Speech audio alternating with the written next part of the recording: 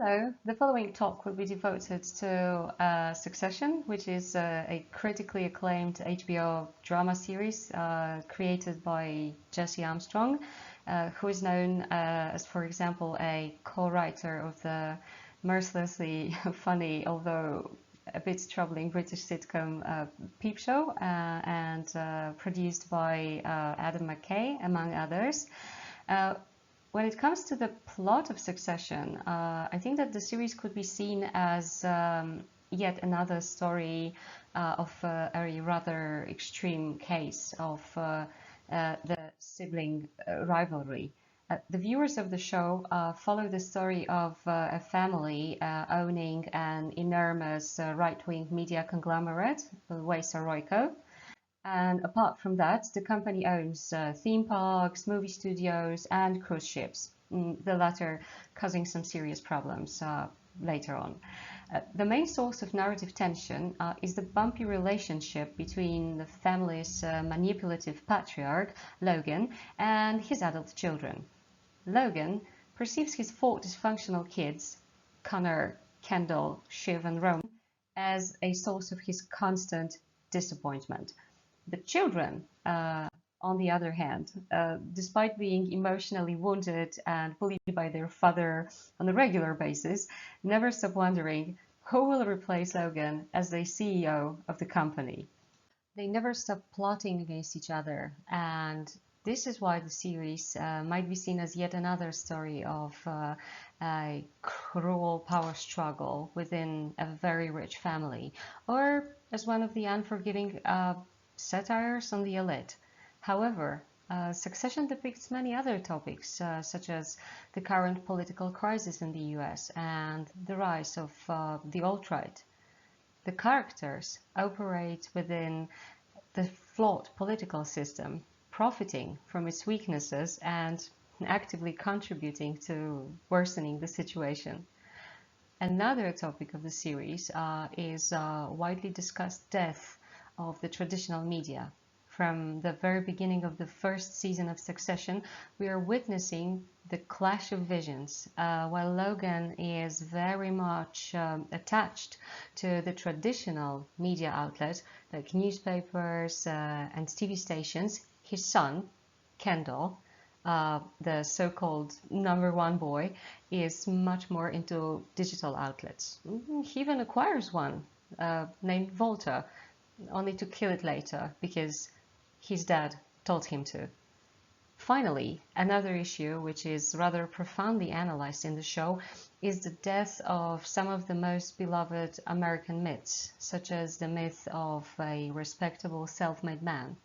At first, Logan might come off as such, but it quickly becomes apparent that he plays dirty on a daily basis, and that the level of corruption within Royco is appalling.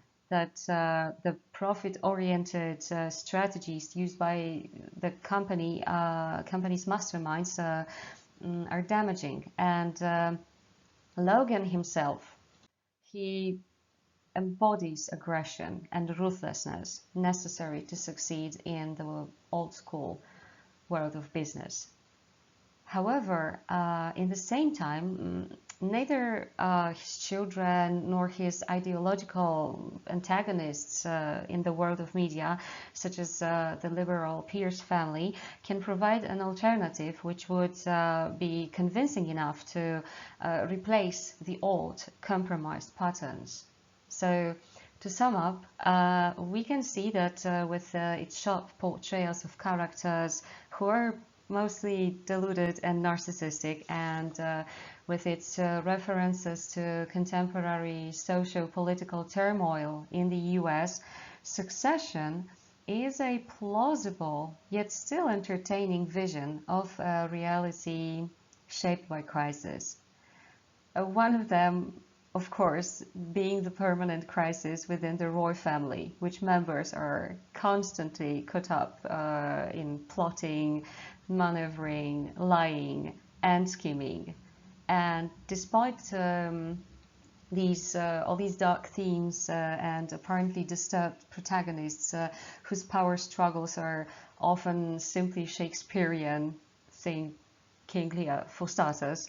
And despite the show being classified as drama, one of the key elements of Succession's, success is humor. Because the tragedies and anxieties of the Roys are portrayed carefully and realistically, but in the same time, as it was observed by one of the reviewers, Succession's core identity comes from satirizing them and their hyper-privileged world. The viewers are often torn between simply loathing the characters and rooting for them or pitying them, and their reactions are seen as a result of constant intentional teasing from the creator's part. The reality of Wojciech Royko's universe is pictured in a way which is both absurd but not surreal and razor sharp. The ATN, which is a global news broadcast service and a flagship of the company, is reactionary and right-wing, getting more and more right-wing with time. The rather hilarious news captions provide the viewers with some insight into ATN's inclinations, but also the level of absurd the station is willing to reach. Some of the network's managers and hosts seem to actually share the promoted views, like Sid, the CEO, but Shiv's husband, Tom, and Greg, his usually faithful younger professional partner, choose a far more cynical approach. And Tom, who is seen by some commentators as a cartoonish villain with his human furniture, attacks of blind rage, and spinelessness, lectures cousin Greg, who asks whether a news station should perhaps maybe not lie, that this is not Charles Dickens' world, and he shouldn't go around talking about principles. On the other hand, we have Walter, the previously mentioned Kendall's temporarily beloved digital baby, and Walter provides the ridiculousness typical for the internet. In fact, Kendall diagnoses that Walter's only profitable sections are food and weed. And we can see that Volta is inspired by the real websites such as Vice or Gawker. Now, the verbal sparrings and constant bickering among the employees of Wojciech Royko, as well as romance and Jerry's descriptions of the company's status create a constant buzz, filling each episode of the series with a sort of harsh, dark humor. The ruthless competition between employees definitely influences their interactions. And we can also see that apart from that, Succession is often filmed and edited in a way known from shows such as The Office. So with the reaction shot move, which can be seen as the visual representation of a joke. As the reaction shots, as well as zooms and close-ups focused on faces, usually emphasize the presence of a joke. So with the characters' inclination to hurting each other and to schadenfreude, these zooms often focus on snorts, on eye rolls, and on cringes. One of the relationships serving as a constant comic relief is the relationship between Tom, that is Shiv's husband, and Greg. Tom who is a relentless social climber himself, swiftly recognizes Greg as such. And after some initial bullying and threats, the pair actually becomes inseparable. And this hilarious toxicity of these two pragmatic characters and their bond became one of the Succession's trademarks. We can actually notice that Tom's emotions are particularly intense. Now, what is also interesting is the way in which the creators of Succession managed to make the wealth unattractive, or at least dubiously attractive. The very intro of the series, a kaleidoscope of old family pictures and videos, mostly presenting kids looking longingly at their vanishing father, is accompanied by Nicholas Brittle's already iconic opening theme, and it introduces some weird anxiety. One of the reviewers described it as a sense of ridiculous calamity, and added that Succession theme reminds us of someone falling and getting up and then falling again, like a sad clown slipping on a relentless sequence of banana peels. Anyway, the anxiety constantly accompanies the characters, whose, for example, flats, offices and mansions are undoubtedly luxurious, but always either empty or suffocating, resembling gilded cages. The design in the series is definitely meaningful. According to one of the commentators' theory, it takes a lot of vulnerability to treat your space like something that authentically represents you. And since most of the series characters have long suppressed their ability to be vulnerable or even warm, the complete lack of personality in their homes speaks volumes. It was also observed that both parents of the kids, Logan and Caroline, live in flat, heartless places, even though Logan's house was somehow redecorated by his second wife, Marcia, who is a rather fearless person. Now, the mentioned heartlessness of spaces might suggest that the houses are actually ground zero for confrontations or for emotional blackmail, or both. The expensive meals are usually left uneaten. We can see that Tom and Shiv actually stop eating together after she enters the family business. Moreover, they move into a spacious white Stark apartment, which again might represent the increasing emotional distance between the couple. Another thing, the high-priced clothes, they also aren't a source of enjoyment. At some point, Kendall is actually punished for trying to experiment with his style in order to impress an art startup founders with his Lanvin sneakers. And later on, his most adventurous move is wearing a cap with his Tom Ford suit. Jesse Armstrong, the creator of the series, mentioned that he never wanted to fetishize the wealth, and he succeeds.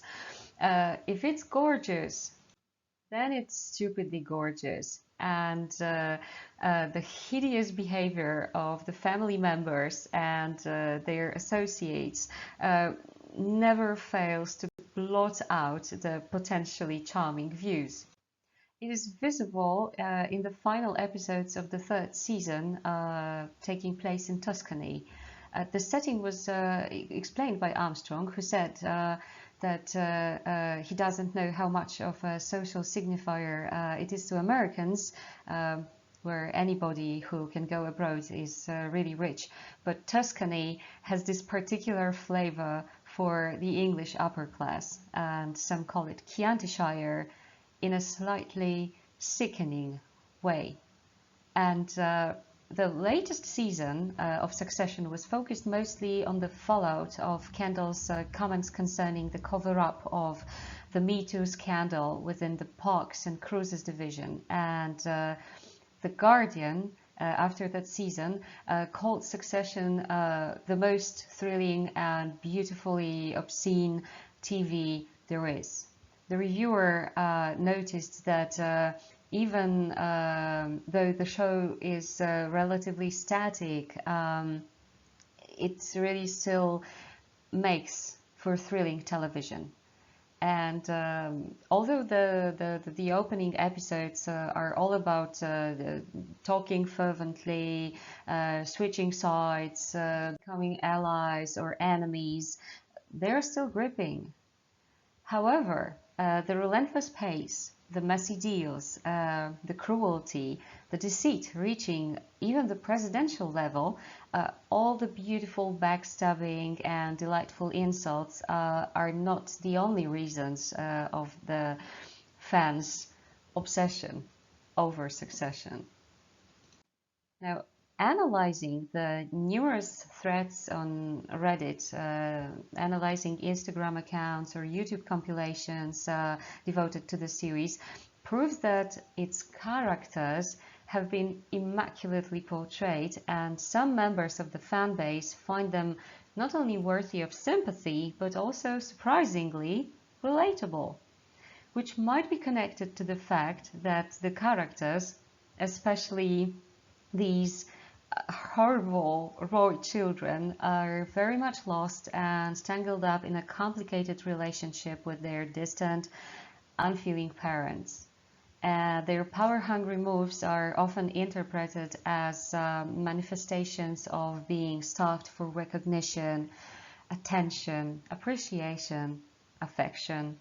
And as the creators of Succession, again, rather purposefully avoid flashbacks or elaborate backstories, everything about the characters is included in dialogues and subtext, which leaves much for interpretation.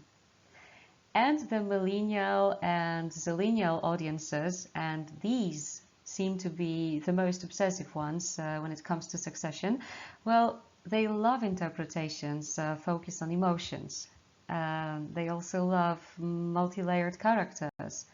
And in the case of the Roy siblings, there really are many emotional layers waiting to be explored. So let's discuss them. The oldest brother, Connor, serves mostly as a comic relief, with his bizarre artifacts and shying away from conflicts by staying mostly at his ranch in New Mexico. The ranch's new name is Austerlitz, which is funny enough, and no, despite constantly being ignored by his nearest and dearest, Connor is not able to escape the drama, as already in the first season, a peculiarly disturbing session of family therapy takes place exactly at the ranch. However, as Connor's ridiculous presidential plans begin to materialize, somewhere between the smear campaign the ATN begins against the current president and the upcoming elections, the oldest brother starts to surprise everyone around him. And some peculiar supporters appear, and they call themselves conheads. Connor himself, he talks a lot about his money, protecting his money, and not being interested in paying taxes. He positions himself as a new player, a true libertarian, not related to any of the existing elites. All that while still enjoying the fortune of his father, one of the richest people in the US. The irony is absolutely lost on him. And now, unlike Connor, ignored by the family on a daily basis, Kendall, Shiv, and Roman are kids from Logan's second marriage to Caroline. who is a British aristocrat, acerbic and distant, both geographically and emotionally. Kendall, evolving from Logan's wannabe successor to his competitor, then loyal servant. This happens, of course, only after being beaten into submission. And finally, the true nemesis, almost. Anyway, he can be seen as the emotional center of the show. Now, Kendall, with his neurosis, addictions, hip-hop obsession. He actually performs a rap song during his dad's birthday, the memorable L to the OG, a song which got a reaction from Frank Ocean himself. So Kendall, with his awkward tech bro persona, with his perma despair, delusions of grandeur, his serious daddy issues, and a vicious cycle of finding a purpose and then losing it painfully. So he became the internet darling. Manic or oddly distant, Kendall is most of all sad. So convincingly, hopelessly sad that an Instagram account called Kendall Roy Looking Sad has actually been created. And this ultimate sad boy became the patron of a community of followers, eagerly exchanging comments and sharing parts of their own personal stories. The captions accompanying the photos are sometimes related to Kendall's experiences, but sometimes they playfully refer to the external reality. It is very interesting how this character, whose arc is unobvious, as he often seems to be simply incapable of real change and permanently delusional, appears to be so relatable in his insecurities and the permanent emotional struggle. Now, Shiv, Kendall's younger sister, is the only one who managed to free herself from Logan's hold by becoming a political consultant of liberal and left-wing politicians. At first, Shiv's girl boss personality made her an instant fan favorite. However, after she joins the family business in result of Logan's manipulations, her behavior becomes much more frantic and her decisions darker, often unethical. Sarah Snook, the actress who plays Shiv, manages to convey the uncertainty always present beneath the character's seemingly steely determination. And it is visible that the character, that Shiv, that she was taught to associate feelings with weakness, which obviously influences her marriage with Tom from the beginning. When she starts working for Logan, the relationship with her husband becomes more and more strained and based on hidden distrust, as each of them tries to win the patriarch's favor. As both her parents prey on vulnerability, Shiv opts for slightly avoidant behaviors. She jokes and flirts, she tries to distance herself from her own feelings. However, she is not immune to her parents' emotional bullying and usually, unfortunately, takes it out on Tom. Moreover, she really loses her principles when she manipulates the Bright Star sexual assault victim into not testifying before Congress. In result, she ultimately loses her moral upper hand, which has probably been one of Logan's goals from the start. Roman, the youngest among Logan's kids, played by Kieran Culkin, is as far from overanalyzing moral issues as possible, but he definitely shares his sister's deep uncertainty. Roman, sometimes called Romulus, is cynical and snarky. He talks fast and non-stop and specializes in dark jokes and zingers. He's very funny and very sad at the same time. It quickly becomes evident that despite his brashness, he's consumed by shame.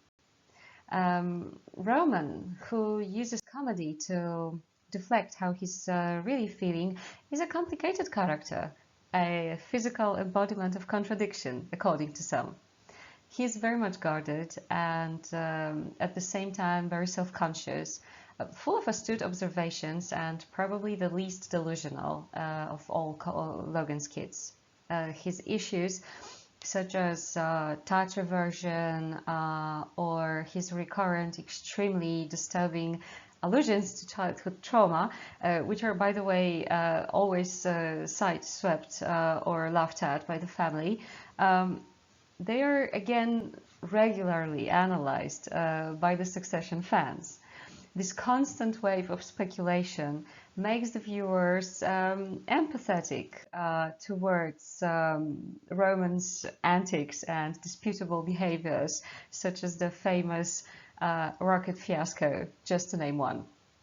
The character has a long and interesting history of misplaced affections, the most impressive one resulting in his rather bizarre relationship with Jerry Kellman, the general counsel of Waystar Royco, the one which again became a topic of endless discussions and an inspiration for memes and Instagram accounts, often playing with Rome's nasty pet name, Slime Puppy, which was given to him by Jerry.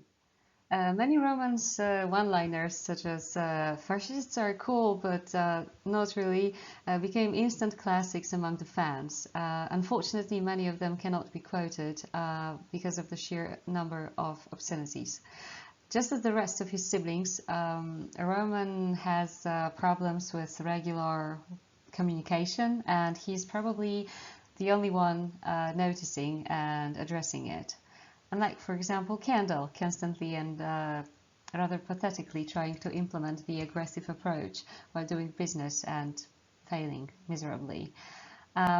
Once in the second season of Succession, Roman asks Kendall and Shiv to try and have a normal conversation. It happens after he comes back home after being taken hostage during a business trip. But they respond in comically squeaky voices, declaring that they have no feelings. In fact, the kids' verbal communication is based on confrontation, on bickering, on insulting each other, Roman himself usually having the lead in this challenge. Sometimes their interactions are plainly cruel, like during Kendall's disastrous birthday party. However, in the last episode of the third season, titled All the Bells Say, and taking place during the kid's mother's wedding, there is this one very long, intense scene. It happens after Kendall's near death in the pool and after his siblings' not very great intervention. So during a conversation which is supposed to concern their father's disturbing machinations, Kendall comes clean in front of Shiv and Roman and talks about the young waiter whom he accidentally killed during his sister's wedding. He's shattered, he's powerless, and he's no longer scheming, despite of his siblings' initial accusations. And Shiv and Roman want to have Kendall on their side while fighting Logan, who plans to sell the company. However, after their brother simply sits on the ground, depressed and disconnected, they start to notice his peculiar state, his vulnerability. And the scene is especially interesting and emotionally gripping because of the kids' physical behavior. When they talk about business, when they talk about Logan, when they talk about their father's deals and the complications resulting from them, they stand. When they take phone calls, they stand. But when they start reaching for connection, they come close to Kendall. Roman actually sitting down next to him. And it is all about gestures, as the verbal communication is not that surprising. It's the usual. So Kendall stutters and cries. Roman never stops cracking jokes. Shiv is uncomfortable with voicing emotions and generally awkward.